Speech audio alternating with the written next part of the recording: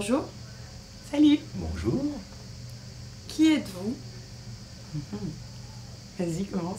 Je suis Jean-Hugues Courtassol, je suis comédien. Oui, Lucie Jousse, comédienne aussi, et puis on est les co-directeurs aussi Du Théâtre des Barriques. Du Théâtre des Barriques? C'est où? C'est au 8 rue Le Dru-Rollin, derrière la place des Carmes. Dans Avignon. Dans Avignon, et pas à Paris. Pourquoi Non. monter un théâtre à Avignon? Parce que l'occasion s'est présentée, puis qu'à Paris, je pense que c'est une belle galère aussi. Nous, on fait les festivals chaque année, ça nous fait très plaisir d'avoir un théâtre ici.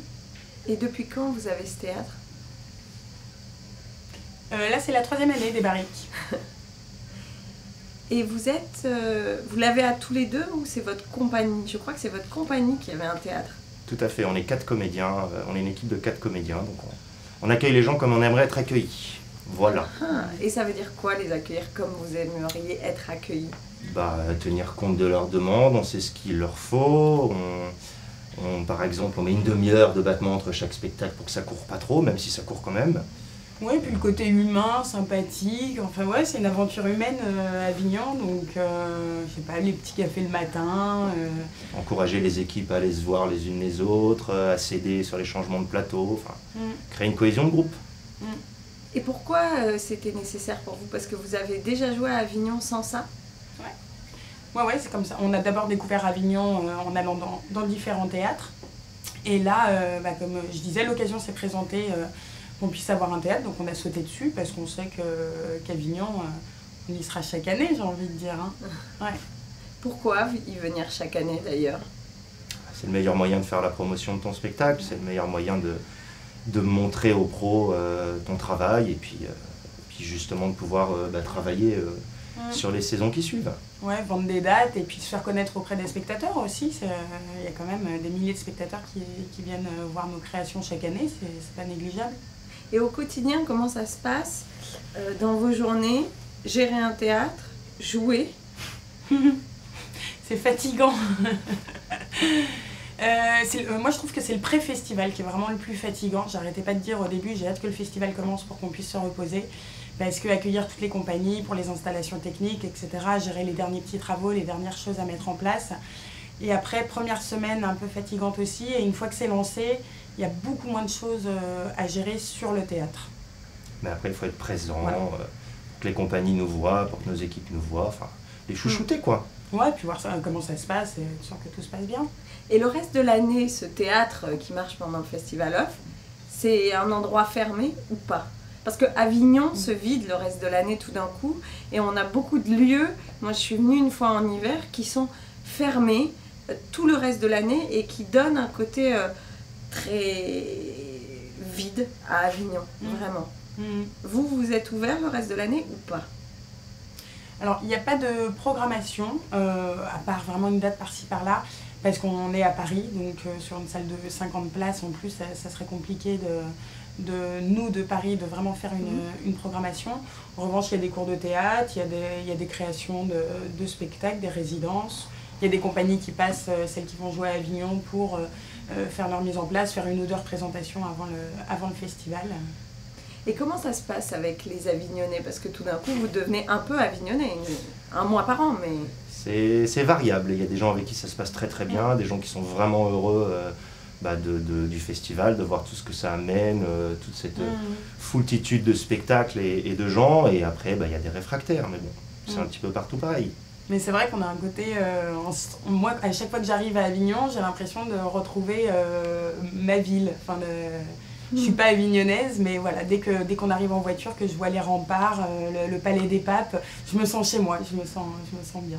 Et pourquoi ça? Parce que vous êtes entouré de gens qui ont le même métier que vous pendant un mois, ou qu'est-ce qui fait qu'Avignon, qui n'est pas votre ville de naissance, est finalement un endroit où vous vous sentez bien?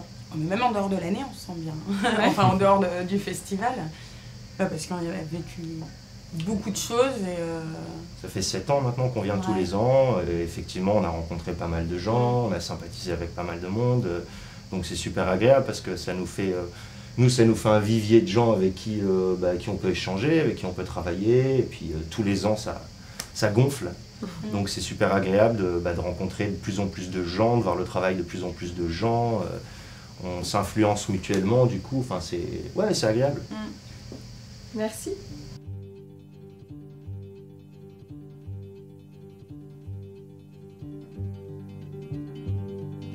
C'est quoi Partisan? Partisan, c'est une pièce de théâtre qui se passe en 1943 sous l'occupation à Paris.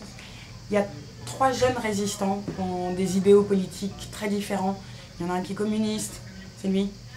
Il y en a un autre qui est de la droite nationaliste, antisémite même. Et catholique. Et catholique, on peut le préciser aussi. Au milieu de ces 2 hommes, il y a une femme. On se demande qui c'est, tiens, c'est moi. Et cette femme va se débattre parmi eux pour essayer de leur prouver que la femme est l'égale de l'homme. Mais alors, c'est pas du tout gagné en 1943. Et ces 3 jeunes vont se rencontrer parce qu'ils se retrouvent le jour où Jean Moulin a créé le Conseil national de la résistance. Ils accompagnent leur grand chef politique à cette réunion et ils les attendent dans l'antichambre. Et là, on les voit débattre avec tout leur cœur de tout ce dont ils rêvent pour la France d'après-guerre. Ce qui nous permet de nous rappeler qu'il y a des hommes et des femmes qui se sont battus et qui sont morts pour qu'on obtienne nos droits sociaux en France. C'est pas une pièce glauque sur la Seconde Guerre mondiale, il y a vraiment des moments où on rit, des moments beaucoup plus poignants, beaucoup plus forts, mais on est sur un sujet politique, donc on a réussi à alléger le propos avec un peu d'humour. Et ben moi, après la guerre, je prends ma carte au Parti communiste. C'est pas nous, et même ça nous donne espoir, je vous dirais, sur une chose, c'est que ces jeunes gens luttent à côté les uns des autres et pas ensemble, et qu'aujourd'hui, quand on parle d'avenir, quand on parle d'espoir, quand on parle de changer ce monde, on n'est jamais tous d'accord, et on se dit que du coup on n'y arrivera pas. Et on part du principe que si on n'arrive pas tous à être derrière la même organisation, par exemple, ou derrière le même leader, on n'arrivera pas à changer ce monde. Et ça a prouvé que si, en fait. Et cette pièce le prouve, et ça, c'est un retour qu'on vous fait souvent ou pas? Ça donne envie de lutter? Ouais. Que les gens sortent de là avec une envie de combattre, une envie de continuer à se battre pour faire progresser les choses, pour garder ce qu'on a déjà. Ouais. Et puis c'est drôle parce qu'on était un peu... on n'était pas vraiment conscient de ça au début avec Lucie. Nous, on montait un spectacle historique, on savait qu'il y avait quand même un engagement, mais c'est vraiment sur les premiers retours du public on s'est rendu compte à quel point pour les gens c'était du théâtre engagé et tout ce que ça pouvait justement apporter à leur envie d'avancer et de ne pas lâcher. Et votre metteur en scène, c'est François Boursier. Le fameux, que nous avons reçu dans le mot de Laura. Comment ça s'est fait, cette mise en scène? Pourquoi lui? Pourquoi cette pièce? Parce qu'on a déjà travaillé avec lui, c'est notre première création s'appelait Barricade. C'est longtemps qu'on travaille avec lui même, ouais. Oui, on travaillait déjà avant sur d'autres spectacles, on l'a rencontré quand on était à l'école. Dans la dernière année. À quelle école? Les ateliers du Sud-Est à Paris. Très bien. Et pourquoi François? Parce qu'on aime travailler avec lui, on aime son boulot, on aime le fait qu'il fasse des spectacles toujours où il y a toujours une réflexion, il y a toujours, ça amène à réfléchir. Et j'ai perdu Puis là, en fait, on sortait du spectacle Barricade, qu'on a joué pendant 3 ans à Avignon aussi, un petit peu tourné, mais qui était un spectacle génial, on a plein de nostalgie. Que j'ai vu, que j'aime beaucoup. Ah, que t'avais vu aussi? Oui. Ah, génial. Et ouais, on croise plein de spectateurs nostalgiques de Barricade qui nous disent « Ah, c'était super, pourquoi vous ne le refaites pas ?» Mais c'était une pièce invendable. On était 7 comédiens, il y avait de la nudité, c'était anarchiste, voilà. Donc là, suite à ça, François nous a dit « Bon, allez, prochain projet, on fait un truc, on reste dans la même veine, théâtre engagé, etc. Mais quelque chose sur lequel vous puissiez aller jouer et qu'on puisse aussi acheter ce spectacle. » Et du coup, c'est parti de Partisan, de Indignez-vous de Stéphane Hessel. Un jour, il nous appelle en disant « Bon, là, je viens de lire Indignez-vous, je sais ce qu'il faut faire, on se fait un truc sur le programme du CNR. » Et qui est-ce qui l'a écrit, ce texte? C'est Régis Vlacos, un ancien professeur de philosophie. On dirait qu'il est vieux quand on dit ça. Il est jeune. On imagine un il vieux est toujours prof vivant. aux cheveux blancs, mais non, pas du tout.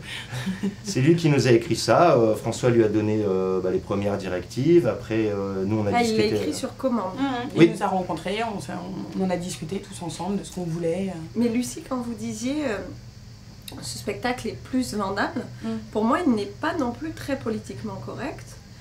Est-ce que vous, notamment pour les élèves, c'est-à-dire qu'on ne nous raconte pas le véritable programme d'histoire dans cette pièce. On nous raconte une autre vision de cette époque-là.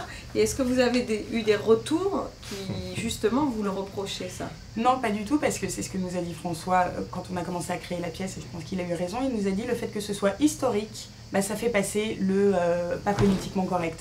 Même si on sort des trucs qu'on n'apprend pas en cours d'histoire, en effet, mais qui sont les détails, donc les profs... Mais qui sont nécessaires. Et qui sont nécessaires. Et les profs d'histoire adorent ce spectacle, adorent faire venir leurs élèves, parce qu'on rentre vraiment dans le détail, mais par le biais de la fiction. Donc on passe 1h20 dans une pièce, un divertissement, mais qui apporte énormément de choses à tous ceux qui la voient. Mais il faut quand même être un prof d'histoire courageux, parce que ça nous... Oui, ça colle pas à l'image d'Épinal qu'on donne de la résistance. À chaque fois, on nous dit qu'ils se battaient tous ensemble, main dans la main, et la réalité est tout autre. Moi, chacun avait ses intérêts, et chacun défendait d'abord ses intérêts, et après, ils ont réussi à transcender tout ça.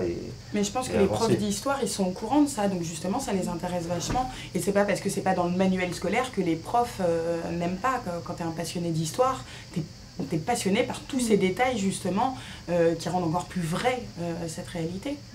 Et justement, vous les aidez, du coup, à sortir des programmes qu'ils sont obligés de faire.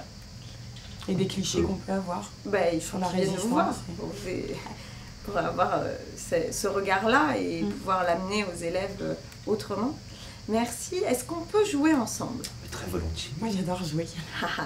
Alors, on va commencer par Lucie, la galanterie. Je vous donne des mots et il faut me répondre le plus vite possible ce qui vous passe par la tête. Voilà, c'est dangereux. Prête? Oui. Homme. Femme. Femme.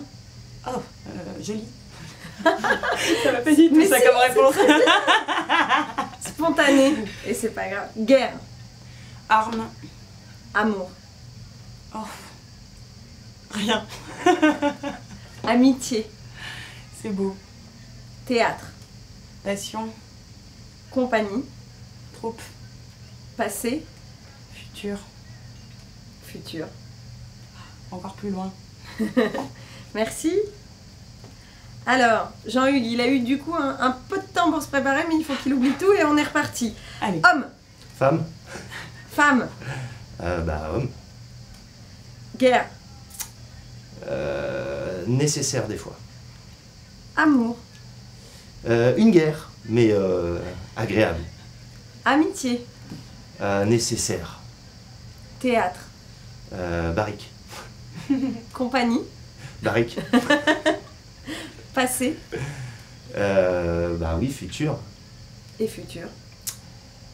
Passé aussi. Merci. Alors, on a une petite tradition dans cette émission.